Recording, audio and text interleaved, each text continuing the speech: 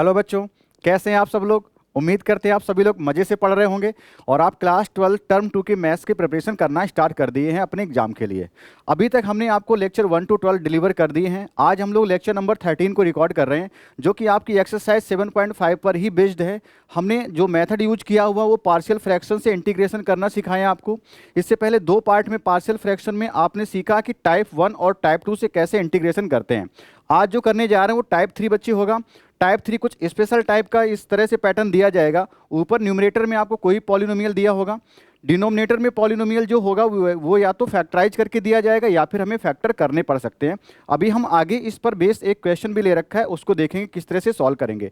तो जो टाइप होगा बच्चे वो इस तरह से होगा। हो सकता है कि कोई उसके साथ में एक लीनियर फैक्टर डिपेंड कर रहा है, आता है या नहीं। हम लोग जब फैक्टर करेंगे तभी हमें पता चलेगा। तो हो सकता है कि कोई उसके साथ में एक लीनियर फैक्टर हो,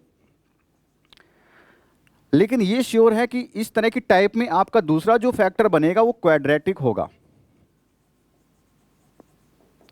तो जो क्वाड्रेटिक फैक्टर होगा उसको हम लोग किस तरह से तोड़ेंगे पार्शियल फ्रैक्शन में, आज की इस टाइप में हमें वही सीखना है। तो अगर आप इसको तोड़ना चाहते हो तो सबसे पहले तो आप लीनियर को आप लिखने ए अपॉन में एक्स माइनस ए, लेकिन जो दूसरा फैक्टर है हमारा x square plus b x plus c, बच्चे क्वाड्रेटिक है। तो इसके लिए हम लोग क्या कर रहे होंगे, ए तक तो हम मान चुके हैं, कोई वेरिएबल हमने ए लिया है, लेकिन क्वाड्रेटिक जब अपॉन में आप लिख रहे होंगे, यानी कि दूसरा फैक्टर जब लिख रहे होंगे अपॉन में, जो कि दिया गया है x square plus b x plus c, तो जब इस तरह का टाइप होगा तो हमें क्वाड्रेटिक के ऊपर कोई लीनियर पॉलिनोमियल ही मानना है। लीनियर पॉलिनोमियल जो होता है ए एक्स प्लस बी के फॉर्मेट में होता है। तो इस तरह का पॉलिनोमियल हमें ऊपर सपोज करना होगा। क्योंकि क्वाड्रेटिक है, ए हम लोग यूज कर चुके हैं, तो अब हम लोग बी से मानना शुरू करेंगे। हो सकता है उसके साथ में कोई कांस्टेंट टर्म आए, तो बी एक्स प्लस सी आप लोग इस तरह से मानिएगा जब नीचे क्या हो, क्वाड्रेटिक चल रहा हो। तो क्वाड्रेटिक का केस आज हमें डिस्कस करना है इस लेक्चर में। तो आप जब भी क्वाड्रेटिक जो फैक्टर हो तो उसे ए एक्स प्लस बी फॉर्मेट में ही मानिएगा, बी एक्स प्लस सी। आगे हो सकता है दो क्वाड्रेटिक हो तो पहले क्वाड्रेटिक को आप ए एक्स प्लस बी मानिए, दूसरे क्वाड्रेटिक को आप सी एक्स प्लस डी मान लेंगे। बस बाकी का काम क्या है कि आप ए बी सी की किसी तरह से वैल्यू निकालो, जो कि मेथड हम लोग ऑलरेडी डिस्कस कर चुके हैं। ए बी सी की वैल्यू आने के बाद यहाँ पे रखते हैं और अपने फिर इंटीग्रेशन के मेथड को यूज कर लेते हैं।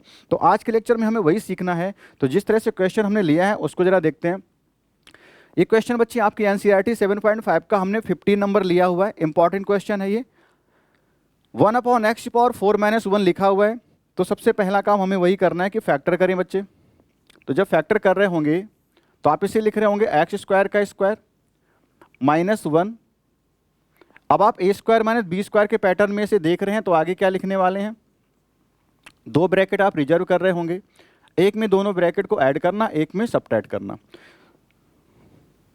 ये आपने फैक्टराइजेशन 9th में भी सीख रखा होगा, ऐसी उम्मीद आपसे रखते हैं। एक में एक्स स्क्वायर माइनस 1 लिख रहे होंगे, एक में एक्स स्क्वायर प्लस 1 लिख रहे होंगे। जो भी क्वाड्रेटिक यहाँ पे बनेगा इस टाइप पे, उसके फैक्टर नहीं हो रहे होंगे, ये बात भी आपको नोटिस करनी होगी। आगे जो मिला उसके हम फिर से फैक्टर अगर कर लें, एक्स स्क्वायर माइनस 1 को आप लिख सकते हैं एक्स स्क्वायर माइनस 1 का होल स्क्वायर, 1 का स्क्वायर, यानी कि ए प्लस बी, ए माइनस बी फिर से लगने वाला है। तो आप आगे क्या लिख रहे होंगे, 1 upon x minus 1 x plus 1, और दूसरा जो लास्ट में फैक्टर बचा हुआ है जिसके फैक्टर नहीं कर पा रहे, वो क्या होगा, एक्स स्क्वायर प्लस 1। यानी इतनी सारी कहानी आपको पहले से करनी आनी चाहिए, फैक्टराइजेशन आपको आने चाहिए, तब जाके आप क्लास 12 में इंटीग्रेशन का मेथड यूज करेंगे, जो कि पार्शियल फ्रैक्शन के थ्रू जा रहा होगा। तो इतनी बातें आप कर लेंगे, इतनी उम्मीद आपसे होती है। तो अब हमें इसको कैसे पार्शियल फ्रैक्शन में तोड़ना है वो मेथड हमें डिलीवर करना है। चलो देखते हैं। क्वेश्चन हमारा जो है, अब इसका मैं इतना पार्ट लेकर के पहले इसे पार्शियल फ्रैक्शन में तोड़ने जा रहा हूँ, फिर इसका इंटीग्रेशन कैसे करेंगे वो देखना जाए। तो 1 अपॉन में जो लिखा है सब आप लिख लीजिए, 1 upon x minus 1 x plus 1, दूसरा क्या है, एक्स स्क्वायर प्लस 1। तो जैसे आपको पहले बताया गया है टाइप 1 में कि जो लीनियर फैक्टर हैं उनको आप ए अपॉन में लिखना शुरू कर दो। तो मैं ए अपॉन एक्स प्लस 1 लिख रहा हूँ। आप किसी भी ऑर्डर में लिख लो, जरूरी नहीं कि मैंने यहाँ पे -1 लिखा है तो आप -1 वाला ही पहले लिखें, या आपकी इच्छा है कि आपको सर -1 वाला पहले लिखा जाए तो -1 वाला ही मैं पहले लिख देता हूँ। प्लस बी के अपॉन में दूसरा लीनियर फैक्टर लिखेंगे, क्या है वो, एक्स प्लस 1 है, आप ये लिख रहे होंगे एक्स प्लस 1। अब जो नेक्स्ट है बच्चे, इसके फैक्टर नहीं हो रहे हैं, एक्स स्क्वायर प्लस 1, ये हमेशा पॉजिटिव फैक्टर है, आप जानते हैं या नहीं कोई बात नहीं, बट ये एक्स स्क्वायर प्लस वन इसके आप फैक्टर नहीं कर पा रहे होंगे। तो आप ये क्वाड्रेटिक फॉर्म देख रहे हैं तो इसको हमेशा कैसे मानेंगे, ए एक्स प्लस बी के फॉर्मेट में लीनियर आप पॉलिनोमियल ऊपर रख रहे होंगे। जो लीनियर पॉलिनोमियल होगा स्टार्ट कहाँ से होगा बच्चे, ए और बी तक तो हम पहुंच चुके हैं। तो अब बारी आ चुकी सी की। चूंकि हमें दो कांस्टेंट यूज करने हैं लीनियर में, ए एक्स प्लस बी में ए बी कांस्टेंट आपका दूसरा बी भी कांस्टेंट होता है, तो ए और बी तो यूज कर लिए, तो अगला कौन सा मानेंगे हम लोग, सी एक्स प्लस डी मान रहे होंगे। स्मॉल या कैपिटल आपको जो लिखना है वो लिख लीजिए। आप वैसे लिखिएगा जो नीचे यूज ना हो रहे हो, तो ए बी सी डी कहीं यूज ही नहीं हुए हैं तो आप स्मॉल या कैपिटल जो इच्छा हो आप वो यूज कर सकते हैं। अब इसके अपॉन में क्या बचा, एक्स स्क्वायर प्लस वन आप इधर रख लीजिए। अब हमारा काम क्या है, किसी भी तरह से ए बी सी की वैल्यू निकालो, जो कि आपको ऑलरेडी बताया जा चुका है। इस इक्वेशन नंबर हम ए बोल देते हैं, 1 बोल देते हैं, जो भी मन करे वो आप मानिएगा। पहला काम कि किसी तरह से हमें एलसीएम लेके अपनी एक इक्वेशन बना लेनी है। तो इक्वेशन जब बनेगी तो एलसीएम यहाँ ले रहे होंगे, तो एलसीएम क्या आएगा, इन सबके मल्टीप्लाई के बराबर आएगा, जो कि इधर से कैंसिल होगा। ये टाइप 1 में डिस्कस हो चुका है, इसलिए मैं जल्दी से इस बार करने वाला हूँ। तो आपको क्या मिलेगा बेटा, 1 इक्वल टू मिल रहा होगा, ए के साथ में ये दोनों पार्ट मल्टीप्लाई में आ रहे होंगे, आप ए के साथ में लिख रहे होंगे x minus one, x minus one नहीं एक्स प्लस वन, क्योंकि ये तो कैंसिल हो जाएगा ना एलसीएम से। दूसरा फैक्टर क्या आने वाला, एक्स स्क्वायर प्लस वन आने वाला है, प्लस बी के साथ क्या लिखेंगे, बी के डिवाइड में जो लिखा वो बस नहीं आएगा, दूसरा कौन सा है, एक्स माइनस वन आएगा और एक्स स्क्वायर प्लस वन आ जाएगा। अब बारी आई सी एक्स प्लस डी के साथ लिखने की, उसके साथ में उसके डिवाइड में जो फैक्टर है वो कैंसिल होगा, तो बाकी जो दो फैक्टर बचे एक्स माइनस वन और एक्स प्लस वन, ये उसके साथ में लिखे जाने वाले हैं, एक्स माइनस वन और एक्स प्लस वन। अब इसके बाद आपको किसी तरह से ए बी सी की वैल्यू बस निकालनी है और इस इक्वेशन से निकालनी है, या फिर आप डायरेक्ट मेथड जो यूज करने के लिए बताया गया था आप उस मेथड से लगाइए। नहीं तो सबसे लास्ट में जो मेथड डिस्कस किया था उसमें मैंने बताया था किसी भी तरह से आप इक्वेशन बनाएं, आप सॉल्व करें इस इक्वेशन को, इसके बाद क्या करेंगे, आप कोफिशिएंट्स को कंपेयर कर रहे होंगे, तब जाके आपको ए बी सी की वैल्यू मिलेगी। तो यहाँ पे वही डिटेल वाला मेथड यूज करना होगा। कुछ वेरिएबल्स ए बी सी में ए और बी तो आप एटलीस्ट निकाल सकते हो। आप यहाँ से क्या करें, एक्स माइनस वन को जीरो बनाए, जैसे पहले बनाया तो वहाँ से एक्स की वैल्यू कितनी आ रही होगी, 1 आ रही होगी। एक्स की वैल्यू जैसे ही आप 1 रखोगे आपको ए की वैल्यू मिल जाएगी। देखते हैं, कुछ वैल्यू तो हम डायरेक्ट निकाल ही लेते हैं, यहाँ पे रख लेंगे उन वैल्यूज को।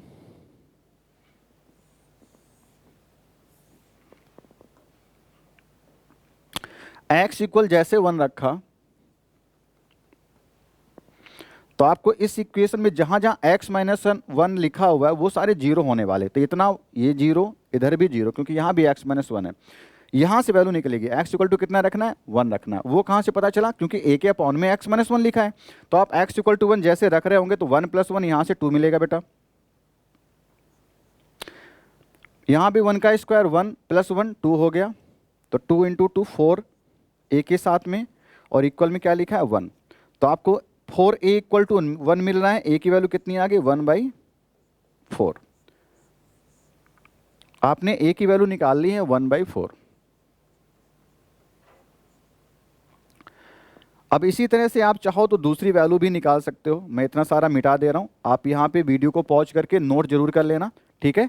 मैं यहाँ से मिटा रहा हूँ और फिर से वही सारी बातें कि आप अब कॉपी पेन लेकर के ही बैठिएगा ताकि सारी चीज़ें समझ में आए, क्योंकि अब ये बड़े बड़े क्वेश्चंस हैं।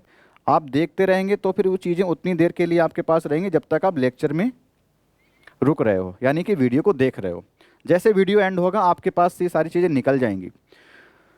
अब हमें क्या करना है, एक्स प्लस वन को जीरो बनाना है। किसी भी तरह से एक्स प्लस वन जीरो बनने के बाद एक्स की वैल्यू -1 दे रहा होगा, तो एक्स की वैल्यू -1 आप इस इक्वेशन में जब रखेंगे तो आपको बी की वैल्यू भी मिल जाएगी।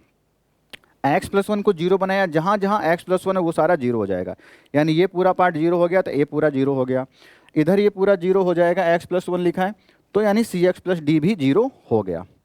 तो वैल्यू कहाँ से आ रही, जिसको जीरो बनाया उसके ऊपर क्या लिखा, बी, यानी बी वाले पार्ट से ही वैल्यू आएगी। आप इस बात को डायरेक्ट कर सकते थे। खैर, जैसे मैंने एक्स इक्वल टू -1 रखा तो यहाँ पे क्या मिला, -1 एक्स इक्वल टू -1 रखते ही -1 का स्क्वायर +1 +1 यानी 1 + 1 बना। तो इधर क्या मिल गया, 1 + 1 मिला, इधर कितना -1 और -1 मिला, आगे कितना लिखा है, 1 लिखा है। माइनस का 2 इंटू में 2, माइनस का 4 देगा और किसके साथ, b के साथ, तो कितना दे दिया, -4b।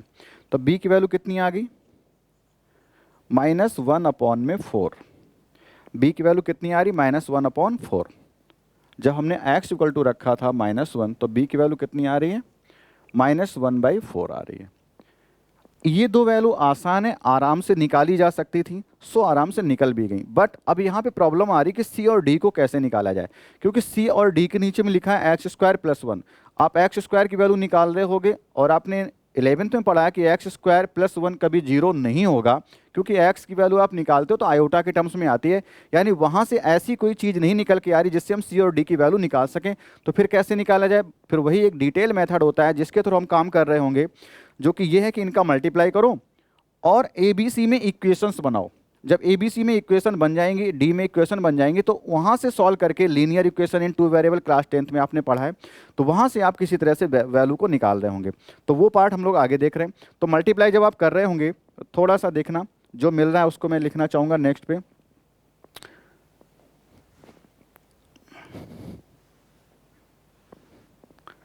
वन के साथ आपको क्या मिला वो देखिए, a के साथ में आ रहा था x + 1 और x² + 1। b के साथ में क्या आया था, x - 1 और x² + 1। मैं फिर से वही इक्वेशन लिख रहा हूं बच्चे। cx + d के साथ में क्या आया था, cx + d के साथ में आया था x - 1 और x + 1। ये मैंने वही इक्वेशन लिखी जो पीछे आपके पेज पे दी गई है, ये वाली इक्वेशन मैंने लिखी है, इस तरह की जो इक्वेशन थी, मैंने वो इक्वेशन बच्चे यहाँ पे लिखी हुई है, ठीक है। तो वही मैंने आगे नोट कर दिया। तो आगे देखो अब क्या करना है। अच्छा, ए बी की वैल्यू जो लिखी है वो भी आप एक बार देख लो। ए इक्वल टू कितना निकला था, 1/4, और बी इक्वल टू कितना निकला था, -1/4। तो चाहो तो साइड पे यहाँ पे लिख लेते हैं, ए इक्वल टू था 1/4 एंड बी इक्वल टू -1/4। तो ये वैल्यूज भी मैंने आपको यहाँ पे बता दी। अब हमें जो काम करना है डिटेल में वो देखते हैं। फिर से कह रहा हूँ, बड़ा क्वेश्चन है, लॉन्ग के लिए बन सकता है, तो आप इसको बड़े अच्छे से समझिए और नोट जरूर करिएगा। तो जब यहाँ सॉल्व कर रहे होंगे बेटा, तो यहाँ पे मल्टीप्लाई पहले कर लीजिए। तो x का मल्टीप्लाई यहाँ पे करते ही आपको क्या मिलेगा, x³ मिलेगा। x का इसमें करोगे तो x प्लस का, अब 1 का करोगे तो प्लस का x² मिलेगा। 1 का 1 में तो 1 दे देगा। तो ये a के साथ इतना सारा आपको मिल रहा है। बारी आई b के साथ क्या मिल रहा है, तो x की वैल्यू का मल्टीप्लाई करोगे तो x³ यहाँ से मिलेगा, प्लस x मिलेगा, -x² मिलेगा और -1 आपको मिलेगा। जो ये मेथड यूज हो रहा है ये सबके साथ आप यूज कर सकते हो। इससे हर क्वेश्चन को तोड़ना जरूरी है और टूट भी रहा होगा। कोई क्वेश्चन आपके लिए प्रॉब्लम क्रिएट नहीं करेगा अगर आप इस मेथड को यूज कर रहे हो।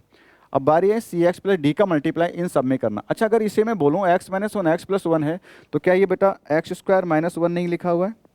आप इसे कह सकते हो कि x² - 1 है। यानी इन दोनों की जगह पे मैं 3 बार मल्टीप्लाई करने के बजाय मैं इसमें मल्टीप्लाई करना पसंद कर रहा हूँ। तो मैंने इसे x² - 1 लिखा। अब आप मल्टीप्लाई कर रहे होंगे cx का, तो x² के साथ मल्टीप्लाई होगा तो हो जाएगा cx³। cx का मल्टीप्लाई -1 में तो माइनस का cx, d का मल्टीप्लाई भी करोगे तो प्लस का dx²,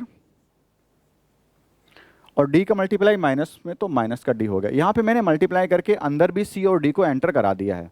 आप वही यहाँ पे नेक्स्ट स्टेप में कर रहे होंगे, ax³ + ax² plus ax minus a plus bx³ minus bx²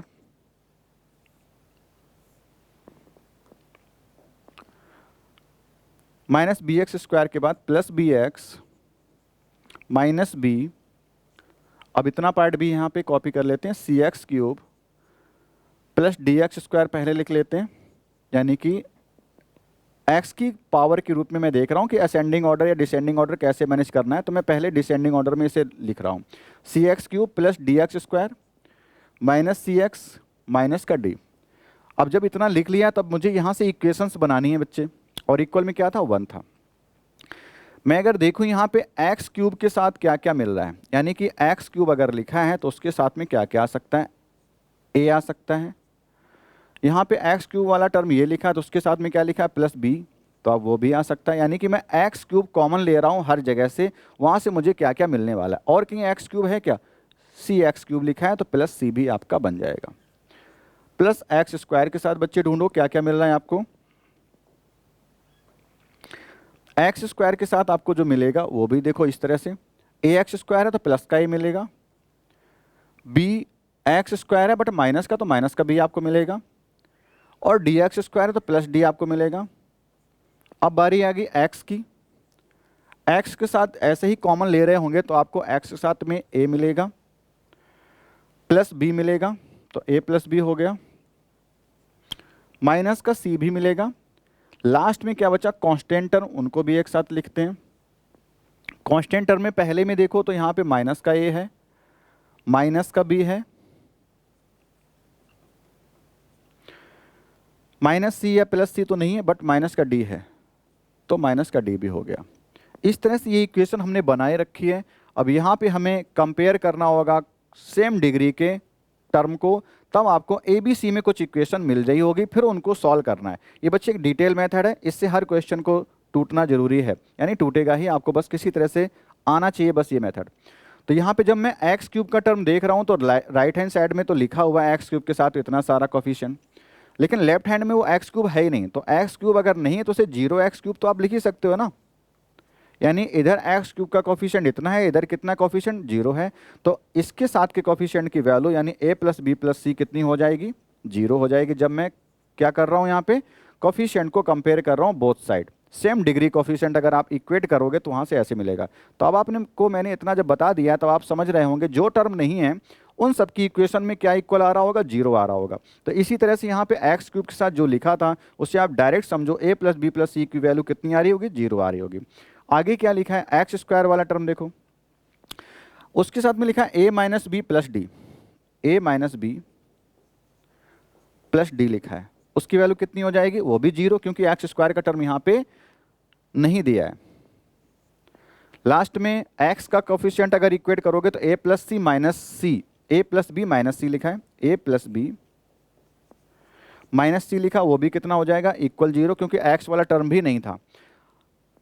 last में कोफिशिएंट्स अगर कंपेयर करो तो कांस्टेंट टर्म बच रहा है, माइनस ए माइनस बी माइनस डी, तीनों ही माइनस के हैं, माइनस ए माइनस बी माइनस का डी। बच्चे कांस्टेंट टर्म है तो कांस्टेंट टर्म इधर है तो इस तरफ भी लिखा है, वो कितना है 1, तो उसकी वैल्यू इक्वल टू 0 ना होगी, इस बार कितनी मिलने वाली है, 1 मिलने वाली है। तो इस तरह से ये 3-4 इक्वेशन आपकी बनी है। अब आपका काम क्या है, इनसे ए बी सी की वैल्यू निकालना। हालांकि मैं कुछ वैल्यू पहले ही दूसरे मेथड से निकाल चुका हूँ, ये डिटेल में अगर करोगे तो आप यहाँ से सॉल्व करोगे तो ए बी सी की वैल्यू जो है, कम से कम ए और बी की वैल्यू जो आप प्रीवियस मेथड से निकाल चुके हो ना, वो वैल्यू यहाँ से भी वही आने वाली हैं। तो मैं उस मेथड को यूज करते हुए दो वैल्यू जो हमारी ए और बी की आ चुकी हैं उनको यूज कर लेते हैं इन इक्वेशंस में, ताकि हमारी कुछ वैल्यू यहाँ से भी निकल के आ जाएं। जो बच गई वो सी और डी की वैल्यू है। तो अगर इक्वेशन फर्स्ट में मैं रखने जाऊँ, इक्वेशन फर्स्ट में मैं ए और बी की वैल्यू को रख रहा हूँ फ्रॉम फर्स्ट। ए की वैल्यू कितनी बच्चे, a plus b plus c equal to 0 दिया है, ए की वैल्यू हमने निकाल रखी है 1/4, तो आप यहाँ पे 1/4 रख रहे होंगे। बी की वैल्यू कितनी है, माइनस का 1/4, तो आप माइनस का 1/4 रख रहे होंगे। सी की वैल्यू निकालनी है तो सी इक्वल टू इस तरह से 0, ये पूरा कैंसिल हो गया। यहाँ से सी की वैल्यू कितनी आ रही है, 0 ही आ रही है। चलो तीसरी वैल्यू भी हमें मिली। अब बाकी की दो, एक वैल्यू और यानी बच रही डी की वैल्यू। तो डी देखो किस इक्वेशन में, वहाँ पे रख देंगे। इस इक्वेशन में अगर आप देखो, या फिर ऊपर किसी भी, या तो सेकंड में रख दो या 4 में रख दो। तो मैं सेकंड में रखना चाह रहा हूँ। जैसे आप सेकंड में रखोगे तो सेकंड इक्वेशन क्या, पहले वो लिख लेते हैं, लिखिए a minus b plus d equal to 0। तो जब आप यहाँ पे ए की वैल्यू रखोगे कितनी है, 1/4 है। बी की वैल्यू माइनस में है लेकिन माइनस लगाया तो हो जाएगा प्लस का, तो कितना 1/4। बी की वैल्यू -1/4 है, एक और माइनस होने की वजह से माइनस माइनस का प्लस हो जाएगा, प्लस डी, और इक्वल में कितना 0 चल रहा था। 1/4 प्लस 1/4 2/4, 2/4 कितना 1/2 होता है, यानी कि 1/2 प्लस डी इक्वल 0 मिलेगा, और डी की वैल्यू जब निकालोगे तो 1/2 उस तरफ जाएगा तो माइनस का 1/2 हो जाएगा। तो अभी तक हमने ए बी और सी डी की वैल्यू ही तो निकाली है, तो आप समझ रहे हैं इस क्वेश्चन का वेटेज छोटा तो नहीं होने वाला है। लॉन्ग के लिए इस बार बन सकता है इस तरह का क्वेश्चन। तो इंटीग्रेशन बाय पार्शियल फ्रैक्शन से भी लॉन्ग का क्वेश्चन अगर है तो हमें इस टाइप का अगर मिलता है, यानी कि टाइप 3 जो आज इस लेक्चर में डिस्कस हो रहा है, तो इतनी देर तक अभी हम क्वेश्चन 1 को ही तोड़ रहे हैं। ए बी सी डी की वैल्यू जैसे मिल जाती है उसके ठीक आप 3-4 लाइन में आप आंसर निकाल लेते हो, यानी कि इंटीग्रेशन करना टफ नहीं है। इस आज के लेक्चर में अगर टफ है तो ए बी सी डी की वैल्यू निकालना, ठीक है। तो आपको ये जरूर आना चाहिए, क्योंकि इंटीग्रेशन में अब जो यूज होने जा रहा है आगे वो बहुत ही आसान है। ए बी सी डी की वैल्यू आपको मिल चुकी हैं। तो आपने जब देखा था यहाँ पे, मैं स्लाइड में दिखाता हूँ कहाँ पे था, ये था। तो हमने अभी तक इसको क्या किया बच्चे, इतना लिखने के बाद फैक्टर करने के बाद जब हम यहाँ तक पहुँच चुके हैं तो इस वाले पार्ट को हमने पार्शियल फ्रैक्शन में कैसे तोड़ना वो बस कर पाए अभी। यानी कि ये चीज़ जो लिखी हुई है इसको पार्शियल फ्रैक्शन में अलग अलग कैसे लिखा गया वो हमने देख लिया है। अगर मैं यहाँ पे कहूँ कि ए इक्वल टू, अब आप क्या रख रहे होंगे, 1/4 रखेंगे कि नहीं, और बी की वैल्यू कितनी रख रहे होंगे, माइनस का 1/4 रख रहे होंगे। तो क्वेश्चन आपका बदलने लगा ना। प्लस सी एक्स प्लस डी में भी आप वैल्यू रख रहे होगे, सी की वैल्यू तो 0 ही है, तो आप सी की वैल्यू यहाँ पे 0 रखोगे, तो इसके साथ में सी की वैल्यू 0 रखनी है, तो ये पूरा 0 हो जाएगा, यानी कि 0x यानी 0 हो गया। डी की वैल्यू कितनी, 1/2 आप यहाँ पे रख रहे होगे। तो मैं आगे जो लिखना चाह रहा हूँ उसको यहीं से देखिएगा, यानी कि ये पूरी वैल्यू जो लिखी है जो कहाँ से आ रही, इधर से आ रही, इधर मतलब इधर से, और इसके बाद कहाँ से स्टार्ट हुआ, इधर से। तो पूरा क्वेश्चन जो चल रहा होगा उसको आप पहले तो ये लिखेंगे, फिर आप फैक्टर करके यानी ऐसा लिख रहे होंगे, फिर इसके बाद ABC में लिखने के बाद ABC की जो वैल्यू वापस करनी पड़ेगी, तब आपको कैसा दिख रहा होगा, 1/4 अपॉन में x-1 प्लस माइनस का 1/4 x+1। यहाँ पे कैलकुलेशन करो, 0x यानी पूरा 0 ही हो गया, प्लस d 1/2 यानी 1/2 केवल इतनी वैल्यू ला रहा है। हो सकता है इसके साथ में हो सकता था 3x + 5 इस तरह का लीनियर पॉलिनोमियल भी बने, लेकिन चूंकि c 0 है तो पूरा x टर्म ही 0 हो जाएगा, तो 1/2 अपॉन में x² + 1 बना। अब जो बन गया है उसको मैं डायरेक्ट आपको दिखा रहा हूँ किस तरह से आपका क्वेश्चन दिखेगा आपको। क्वेश्चन जो था 1/(x⁴ - 1 था, तो आप इसको इंटीग्रेशन करने के लिए आपने पार्शियल फ्रैक्शन में तोड़ा, इस तरह से आपने फैक्टर कर लिए, x-1 x+1 x² - 1 -1 होता तो फैक्टर हो ही जाते हैं ना। जब आपने ये कर लिया तो फिर आपने क्या किया, ए के अपॉन में क्या लिखा था, माइनस वाला फैक्टर या प्लस वाला, बस वो सही से देखना है। आपने ए के अपॉन में क्या लिखा था बच्चे, माइनस का फैक्टर लिखा था, ठीक है। तो ए के अपॉन में माइनस का फैक्टर आप लिख लीजिए। ए अपॉन में x-1 आपने लिखा, प्लस बी के अपॉन में आपने क्या लिखा, x+1 लिखा, प्लस सी एक्स प्लस डी लिखा था, उसके अपॉन में लास्ट x² + 1 आपने लिखा, ठीक है। अच्छा, ये सब dx के इक्वल चल रहा था, तो हम यहाँ पे इंटीग्रेशन का सिंबल बाहर लगाते हैं और ब्रैकेट लगा के बाहर dx को लिख लेते हैं इस तरह से। अब आप क्या कर रहे होंगे, यहाँ पे ए बी सी डी की जो वैल्यू आई उनको वापस कर दीजिए। तो ए की वैल्यू कितनी थी, 1/4 थी, तो आप 1/4 यहाँ रखो या फिर ब्रैकेट से बाहर ही रख लो, 1/4 इंटू में 1/x-1 आप लिख रहे होंगे। b की वैल्यू -1/4 आप लिख रहे होंगे, तो -1/4 आगे लिख लीजिए, इंटू में 1/x+1 आप लिखेंगे।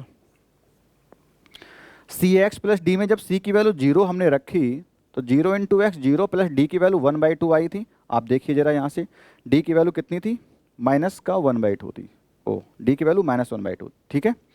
तो आप d की वैल्यू -1/2 भाई रखेंगे, बस माइनस प्लस का इशू ना हो जाए। तो आप d की वैल्यू जब -1/2 रखेंगे तो माइनस का 1/2 इंटू में 1 ऊपर का पार्ट केवल 1 ही बचेगा, क्योंकि -1/2 मैंने बाहर कर लिया, कितना आ गया, x² + 1 आ गया। यानी कि जब पार्शियल फ्रैक्शन में आप तोड़ते हुए यहाँ तक आ पाए तो आपको ऐसा क्वेश्चन दिख रहा होगा। आपने ABCD की वैल्यू रखी, अब आप इंटीग्रेशन साइन, चूंकि मैंने कहा डिस्ट्रीब्यूटिव होता है, यानी कि सभी में डिस्ट्रीब्यूट कर दीजिए इंटीग्रेशन को, तो आप क्या देख रहे होंगे, इस तरह से इंटीग्रेशन सबके साथ, और साथ में क्या dx भी लगा देना, इस तरह से इंटीग्रेशन एंड dx लग जाएगा, इंटीग्रेशन एंड dx। जब आप ये कर पाए तब आपने देखा कोई ना कोई फार्मूला या मेथड कोई बन ही गया होगा इंटीग्रेशन करने का। तो ये बच्चे 1/x के फॉर्म में है। 1/x का इंटीग्रेशन जब करते हो तो कितना आता है, log x आता है, ठीक है। और यहाँ पे डिग्री बहुत बड़ी नहीं है, या x के साथ में कॉफिशिएंट कुछ नहीं है, x - 1 है। x के साथ अगर कुछ होता तो t मान के करते हो, बट वो t वाला सब्स्टिट्यूशन मेथड हम ऑलरेडी पढ़ा चुके हैं, तो हमें यहाँ पे अब इतना डिटेल में करने की जरूरत नहीं है। तो आप क्या लिख रहे होंगे बेटा, यहाँ पे 1/4 1/x के जैसा है नहीं, 1/x के जैसा, तो log x के जैसा आंसर आना चाहिए।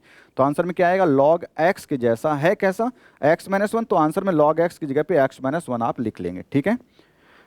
-1/4 1/x + 1 लिखा हुआ है, 1/x + 1 वो भी कैसा है, 1/x के जैसा, तो log x वहां भी आएगा, लेकिन x नहीं है, x + 1, तो log x + 1 आएगा। और log के साथ जब भी लिख रहे हो तो मॉड लगा के आप लिखते हो। -1/2 आगे क्या लिखा है, 1/x² + 1 1/x² + 1 एक फार्मूला होता है, आपको वो भी याद होगा, किसका होता है, tan 1x का होता है। तो आप इसकी जगह पे क्या लिख रहे होंगे, tan 1x, यानी कि 1/1 + x² का इंटीग्रेशन कितना, tan 1x होता है। 1/2 माइनस में लिखा था, उसको बस ऐसे कॉपी पेस्ट करना है। साथ ही साथ एक इंटीग्रेशन कांस्टेंट आप c को भी ऐड कर देंगे। ये c वो c नहीं जो हमने माना था, ये c इंटीग्रेशन कांस्टेंट है, ठीक है। मैं इसको अलग कलर से दिखा दूं, इस c को आप क्या बोलते हैं, इंटीग्रेशन कांस्टेंट बोलते हैं। तो अब जाके आपको इस स्टेप में आंसर कहीं मिला है, हो सकता है कि आपका क्वेश्चन जो बुक है आपका उसके हिसाब से ना मैच कर रहा हो आंसर, तो आप क्या करें, यहाँ पे लॉग की प्रॉपर्टी लगाएंगे। वो किस तरह से होगी, 1/4 आप कॉमन ले लेंगे, तो आपको लॉग की प्रॉपर्टी में log x - 1 दिखेगा, माइनस log x + 1 दिखेगा। यहाँ पे कॉमन लिया 1/4 हमने, और ये वाला टर्म कुछ नहीं, ये तो ऐसा दिया ही होगा, ये ऐसा ही लिखा जाएगा। अगर आंसर में कुछ भी चेंज होगा तो इन दो टर्म की वजह से चेंज होगा, ठीक है, +c। अब क्या होगा, यहाँ पे देखो 1/4 तो एज इट इज आने वाला है। यहाँ पे क्या लिखा है, log, अगर log m - log n लिखा हो, कभी भी log m - log n लिखा हो बच्चे, log m - log n लिखा हो, तो आप एक बार log लिखिए, m/n लिख दीजिए। क्या लिख देंगे, log m - अगर log n लिखा हुआ है तो उसको क्या लिख सकते हैं, log में m/n लिख सकते हैं, यानी डिवाइड में हो जाता है। अगर सब्ट्रैक्ट में दिया होता है log, तो अगर यहाँ पे प्लस होता बच्चे तो मल्टीप्लाई में हो जाता है, ऐसा है नहीं। वो ऑलरेडी मैं प्रॉपर्टी आपको एक बार और भी बता चुका हूँ, तो आप वो प्रॉपर्टी याद कर चुके हैं। तो यहाँ पे क्या लिखने वाले हैं, अगली स्टेप में 1/4 log m माइनस है, तो अपॉन में x + 1 हो जाएगा एक ही लॉग के अंदर। तो इक्वल में आंसर शायद आपकी बुक में ऐसा भी हो सकता है, 1/4 log x - 1 अपॉन में x + 1 -1/2 tan 1 x और प्लस इंटीग्रेशन कांस्टेंट c। तो इस तरह से बेटा ये आंसर इसका हुआ है। आपने देखा कितना टाइम लग गया इस क्वेश्चन को करने में, पूरा अगर डिटेल से समझते हुए करेंगे तो ऐसे ही होने वाला है, क्योंकि लॉन्ग का क्वेश्चन हम लोग डिस्कस कर रहे हैं, इंपॉर्टेंट क्वेश्चन है। अब हम लोग जो डिस्कस करने जा रहे हैं, नेक्स्ट टाइप देखेंगे जिसमें हम लोग बात कर रहे होंगे जब डिनोमिनेटर की डिग्री न्यूमरेटर की डिग्री से कम होगी, यानी कि degree of numerator is greater than degree of denominator. तो उसमें मैंने आपको ऑलरेडी वैसे बता दिया था कि आप क्या कर रहे होंगे, डिवाइड कर रहे होंगे। तो वो पार्ट मैं नेक्स्ट पार्ट में ला रहा हूँ, अगले वीडियो में लाऊंगा। तो आज के लिए इस पार्ट में यहीं तक। साथ ही साथ आपसे उम्मीद ये करते हैं कि सारे पार्ट आप सीक्वेंस से देख रहे होंगे, तभी आपको सारी चीज़ें समझ में आ रही होंगी। दूसरी चीज़ क्या है कि अगर आपको वीडियो वाकई अच्छे लग रहे हैं तो आप लाइक करें, कमेंट जरूर करें। आपको जैसा भी फीडबैक देना है हम आपका वेलकम करते हैं। अपने फ्रेंड सर्कल में वीडियो को ज़्यादा से ज़्यादा शेयर करिए, ताकि ये बात बहुत दूर तक पहुँचे और एक अच्छा सा क्राउड रहे, ताकि आप जब क्वेश्चन यहाँ पे करेंगे लाइव, अगर कुछ चीज़ ऐसे दी जा रही होगी जब, तो वहाँ पर आपको पता चलेगा कि आप कितने बच्चों में अपनी कोई रैंक इस्टेब्लिश करते हैं। तो ठीक है, मिलते हैं नेक्स्ट पार्ट में। Thank you very much.